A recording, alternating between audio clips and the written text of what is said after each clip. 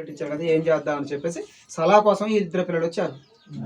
వచ్చి వాళ్ళ సలహా తీసుకోవడానికి వచ్చినాక వీళ్ళు మాట్లాడుతుంటే ఈ అవినాష్ నన్ను చూసి ఆ బలిపోగులు వెంకటే ఇక అనరాని మాటలు నోటికి ఏ మాట వస్తే అది వాగుతూ ఉండు. అప్పుడే తన పిల్లగాడు కోపం వస్తుంటే పక్కన తను ఆపిండు, వద్దు ఆగయ్య ఒక్కడు ఉండాలి, వద్దు ఆగయ్య అంటాడు. ఇట్లా జరిగినాక పెద్ద భారీ బూతులు మాట్లాడితే సీను అటు నుంచి ఉత్త కర్రలేదు పాలు కొడతాం కోట్ల మేము కూడా ఉత్తనే ఊరికొచ్చిండు.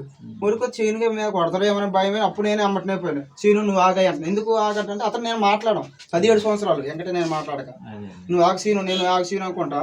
నేను సీను నచ్చ చెప్తాను ఆగరాదంటే పొలిటీషియన్ మాట్లాడుకోవచ్చు, ఇంకేదంటే పెద్ద మనుషులు మాట్లాడుకోవచ్చు. ఈ టైప్లో నేను వెళ్ళిపోతున్నా.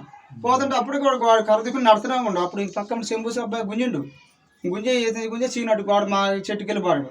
ఈయన ఇటు పాడాడు. ఉరికి వచ్చిండు. మళ్ళీ వేసిండు. ఇలా పిల్లగాని కొట్టడానికి ఈయన ఏం చేసిండే మా నాన్న కొడతానని ఈ పిల్లగాడు వచ్చిండు.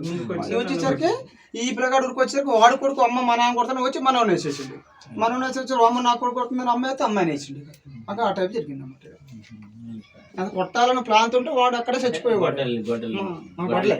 గొడ్డలు తీసుకొని కారము రాళ్ళు అన్ని వాళ్ళు పకడబందిగా ఉన్నారు. మనకు తెలియదు.